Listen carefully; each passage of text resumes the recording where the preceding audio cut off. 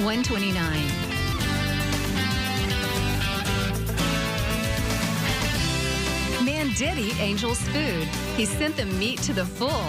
Psalm 78:25. Everyday Manna with Lisa. Hi everybody, and welcome to Everyday Manna. Today we are going to be having one of my favorite things, and that is a roasted vegetable salad. Now I know that sounds kind of different, but I promise you it is fabulous. I had it, the first time I ever had it was in an Italian restaurant, and I just went crazy over it.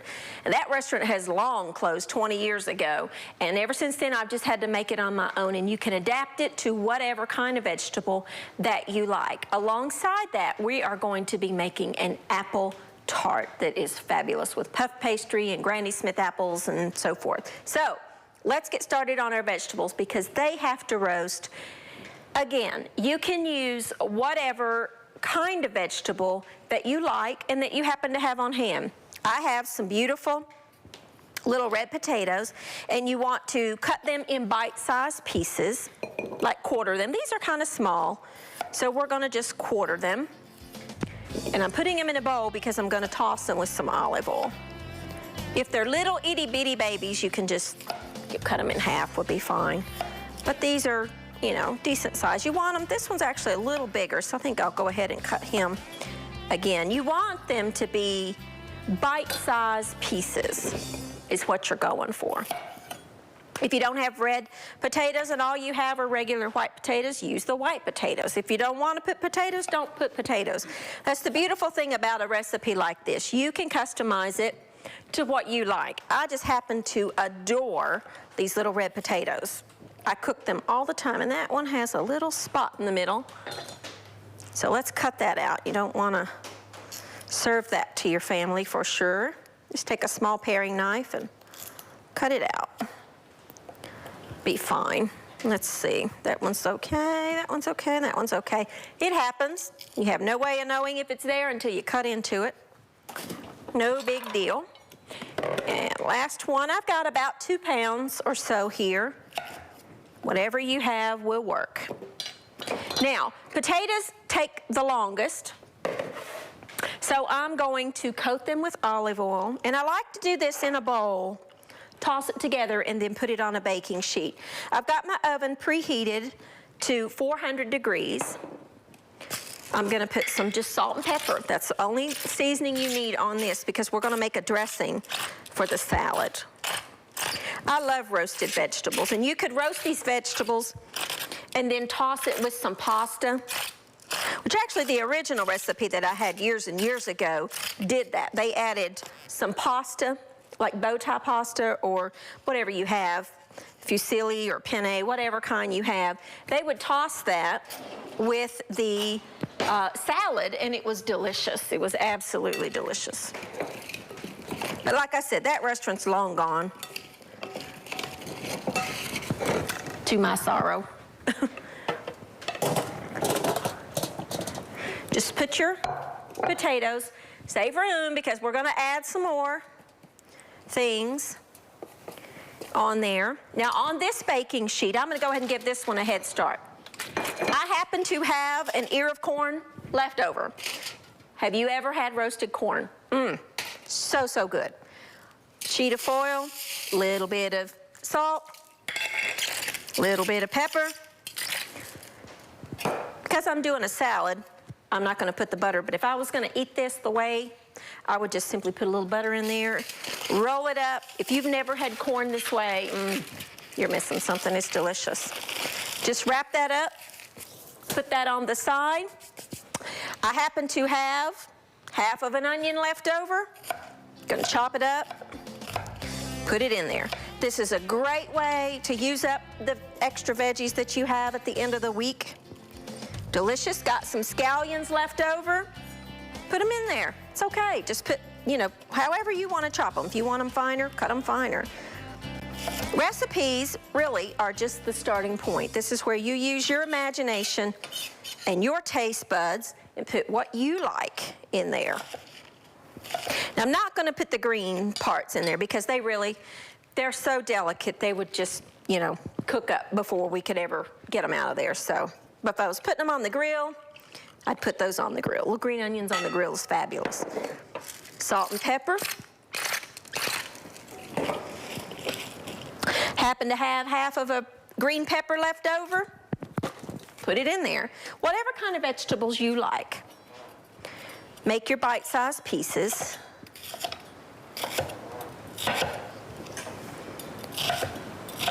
If you don't like green pepper, leave it out. If you have a red pepper, put it in. Whatever you like. Toss it in the oil. Add it to the sheet. And I got slippery hands here. Whatever you want. Now, the point of this is just get these roasted. Let's go ahead and put this sheet pan in, then we'll start on the rest of them. Because the potatoes do take a little bit longer than the other things. So 400 degrees, 425 is fine, either one. Just put that in there, let it go. Those take about 20 minutes or so, and they're delicious. I love them. Love roasted vegetables. To add to that, I have a zucchini, one good-sized zucchini. I'm going to cut him in half and cut about 1/4 to 1/2 inch slices. You want to have, you know, when you're eating this, you want to have enough to know what you're tasting. Don't cut these pieces real thin, because that's really not what you want. You want to bite into it and know what you're eating. Put that in your bowl. Same bowl. I have some beautiful asparagus. I think I'm only going to use half this asparagus. Some gorgeous, gorgeous asparagus, which is one of my favorite vegetables. And when it comes in season, I eat it all the time. I love it. If you have never had fresh asparagus, I strongly encourage you to try it. Line them up, cut off about 1 inch at the bottom. You know, a lot of people say you take the spear, you hold it on one end, you hold it on the other, and wherever it snaps is, to me, that wastes too much of the asparagus. I just cut off about 1 inch off the bottom, and I've always had good luck with it. Cut it in like, I don't know, 2-inch pieces is fine, and that's plenty of asparagus. I'll save the rest for later. And I have one little bowl, a little pint. Let me put this in that bowl.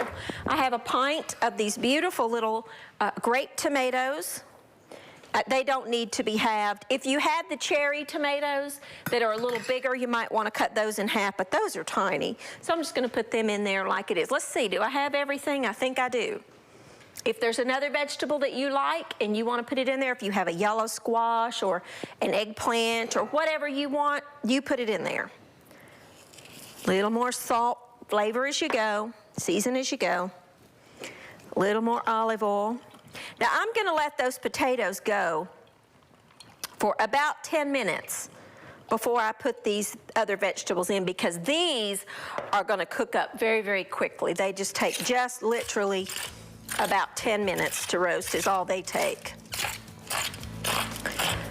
And if you've never tried any of these things, try them. You never know till you taste it. Just toss it with your hands.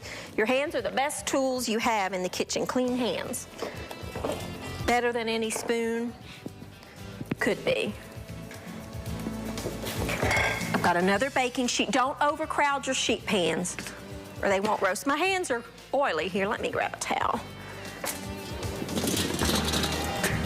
Put all of that on there, on that sheet pan. Spread it out. We're going to give those potatoes about 10 more minutes before we put these in, and then we'll just add this to the oven and roast it. This is a quick, easy meal. I'm going to take a quick break. When we come back, we're going to get started on our wonderful apple tart. I'll be right back with you in just a minute.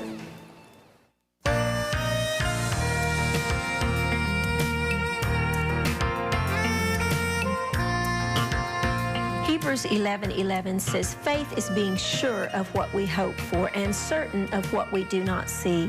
You know, our eyes tend to see our faults, but our faith sees our failure. Our eyes see our guilt, but our faith sees the blood of our Lord and Savior Jesus Christ. We need to allow our faith to grow. When you see the rain clouds, don't look at the rain, look at the rainbow. Remember the promise, the faith promise that God gave us.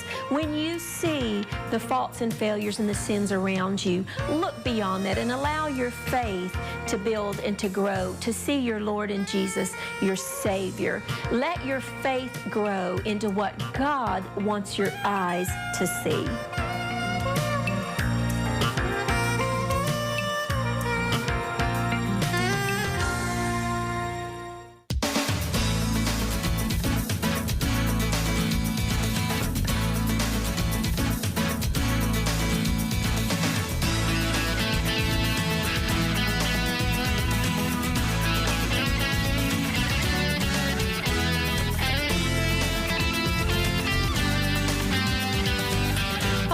Now we've got our potatoes and corn and some onion and green pepper in the oven roasting. We've got our other tray ready to go in. We're going to give them about 5 more minutes before we add those. Our puff pastry's back here kind of coming up a little more to room temperature so we can work with it. So let's get our kind of like a filling sort of thing for our tart. Now you can do this tart without this or with it, but I love cream cheese, so I put it on there. I've got about half a cup of powdered sugar and 4 ounces, which is half a block of cream cheese that I have let come to room temperature. Very important that you let it come to room temperature. And with just a little hand mixer, start out slow, or you will have powdered sugar all over you. Done it many times. You just want to kind of incorporate the powdered sugar in with the cream cheese. Really, all you're trying to do is kind of sweeten that up a little bit. Let's turn it up now that we've got that. You're trying to whip that cream cheese just a little bit. You could use whipped cream cheese if you wanted to. You know, you can buy that in the store now. You could use that if you wanted to. You're really just trying to lighten that up. You just want a thin layer of it over your tart shell that we're going to make. And that's it. That's all you got to do right there. Save those beaters for licking later, because I know you do it too. So let's get this out of the way. Set this to the side. Now, let's talk about our apples. This is going to be an apple tart. You could do it with any kind of fruit you wanted, but I like apples, so that's what we're doing today. Now, I'm using Granny Smith apples, and I'm going to peel them and core them. I've got my little corer. Let me get myself some working room here. Just kind of put that down in there, twist it around. Core your apple and peel your apple. You don't really want the peeling on this. Now, I'm one that normally I leave the peeling on there, you know. I don't like those little peelers. I like a knife. I'm just going to use my knife. But you can use, I'm using the Granny Smith because it's a little tart, which I want. I like the flavor of Granny Smith apples. And they hold up really, really well to cooking. Let me get that out of there. And get my, come on, you. It's being stubborn. Well, okay, we'll use a knife. Let's get the rest of that off. Got a little teeny bit of the core here. It must have been a little crooked. There we go. Now, I've got 1 lemon here because I don't want my apples to turn dark on me till I'm ready. I'm going to toss them in a little bit of lemon juice. Any acidic fruit will work. Lemon, lime, orange, whatever you have, just a little juice. Plus it adds just a touch of flavor. I like lemon juice in about anything, really. Use a lot of lemons. Really adds a lot of flavor to things. I just juiced them over a little strainer because I don't want the seeds in there. And I'm going to put my apple in there. I'm going to show you what I'm going to do with my apple.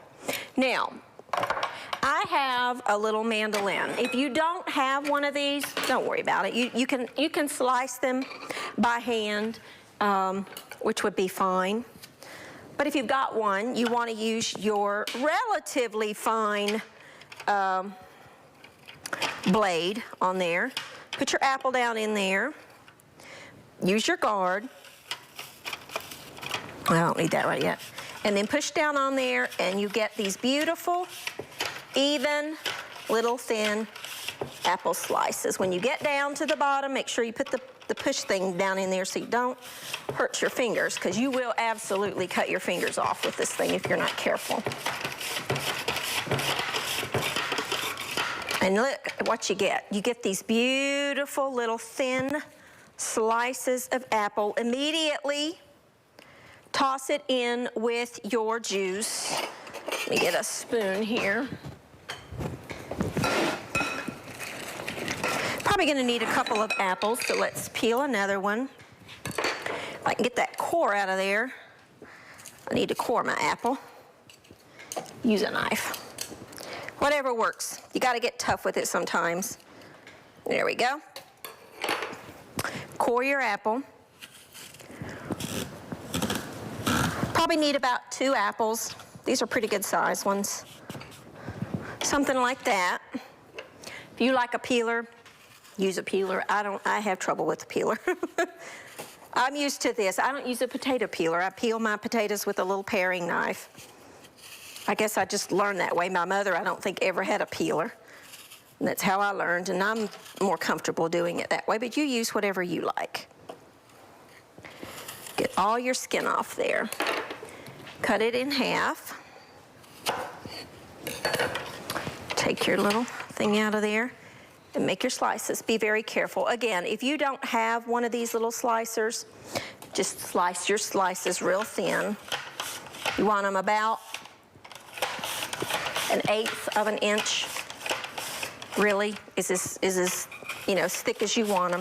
You can get these little mandolins anywhere now. You can get them at any store, really. Any store that sells cooking things has them. There's 1,001 different varieties. There's one that is the original French model. That's a metal one. That's, wow, too expensive, but also, I think, dangerous. I looked at one time, and Mike said, I am not buying that, which I wouldn't have bought it anyway. It would cost too much money. But he said, because you will cut your fingers off the first time you use it. And he's probably right, because I'm accident prone in the kitchen. Are you? I am. I cut myself a lot in the kitchen. I think I just get so excited about the food that I lose track of what I'm doing. Okay, our apple slices, see how thin they are? Can they get a shot kind of close up of that so you can see how thin? You see how little and thin they are? That's what you want. You can use any kind of apple that you want to on this too. Doesn't have to be Granny Smith. I just happen to like the Granny Smith apples. Now, puff pastry. Buy it in the frozen department of any store. Any grocery store now has it.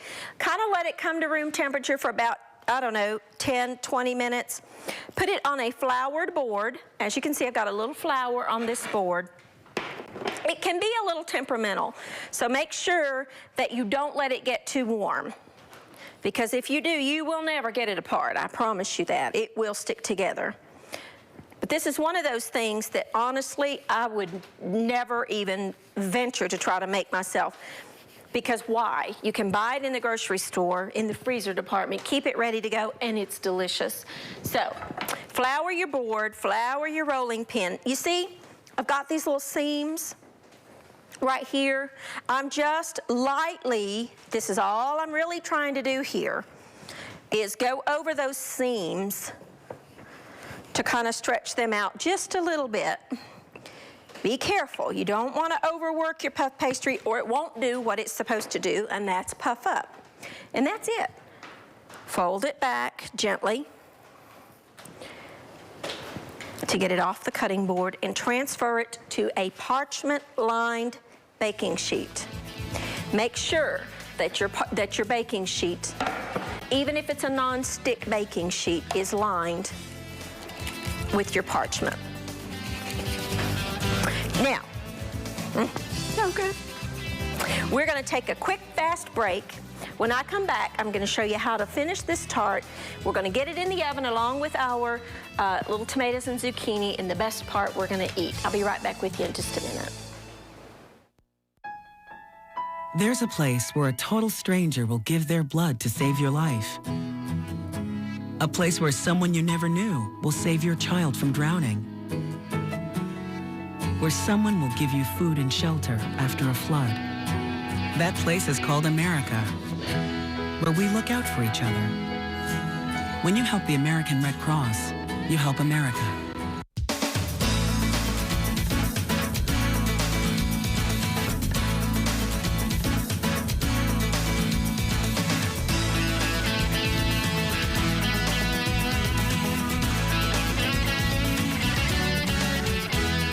Our vegetables are in the oven, so let's get our tart ready.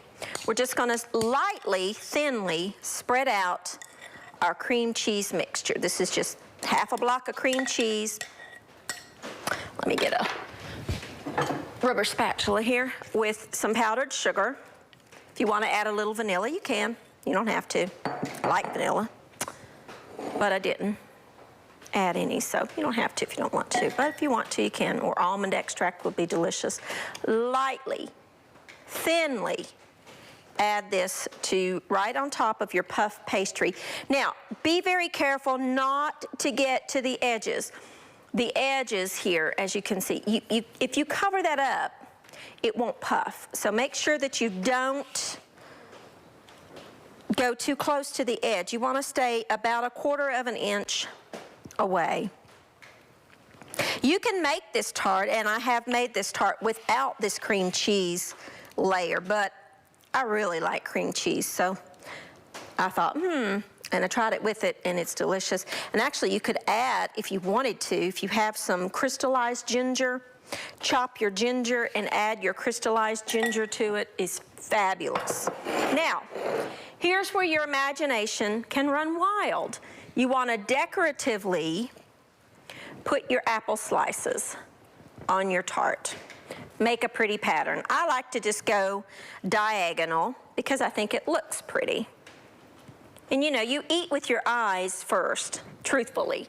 If something looks pretty, you're more likely gonna like it. Whereas if it doesn't, you know, it's psychological, I know, but it's the truth. And then overlap, lightly overlap. You're gonna need about 2, maybe 3 apples, depending on how thin you slice. And I may actually need to go back and re-slice my other apple. I'm just gonna keep layering these on there, just like I'm doing. And I'm gonna pop this in the 400-degree oven. It takes about 20 minutes to bake, and when we take it out, we are gonna glaze it. So just keep layering your apples and then put it in your oven. Now our tart is done, and this is what it looks like. It takes about 20 minutes at 400 degrees, but it's not finished. I melted on the stovetop just a small jar of apricot jelly, and you want to take your jelly. You can use any flavor you want. You can use apple, you can use apricot. Gently brush on the apricot jelly or jam, preserves, over your tart. Now, this really, truly needs to cool about 30 minutes before you eat it. I personally have never quite made it that long. By the time I'm through eating it, it's been 30 minutes, because I love it. With a cup of coffee or a cup of tea, it's just perfect. But it's delicious. And you can use any kind of fruit that you want. I just really like the Granny Smith apple on there. But isn't that pretty? And see, that glaze just adds a sheen. When you go into these professional bakery shops and you see those beautiful tarts in their showcase, that's what they put on there. It's just melted jelly, just that anybody can do.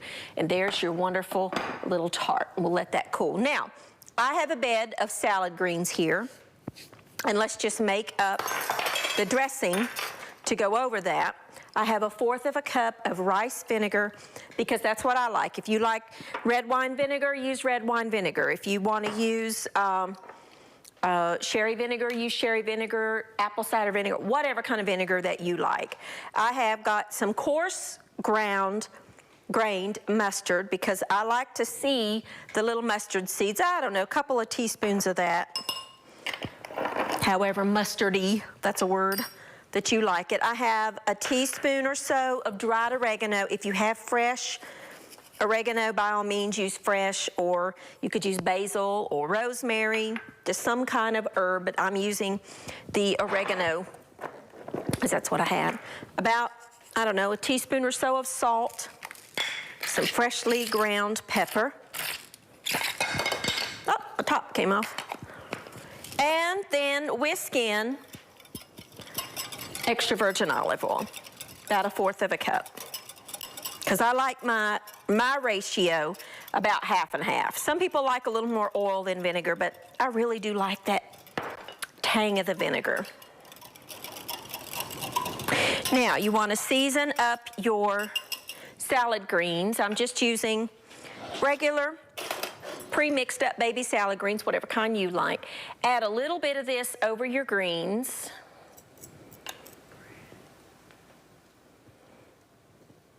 Then, the rest of it, we're going to put over our wonderful, here's our roasted vegetables all mixed up together.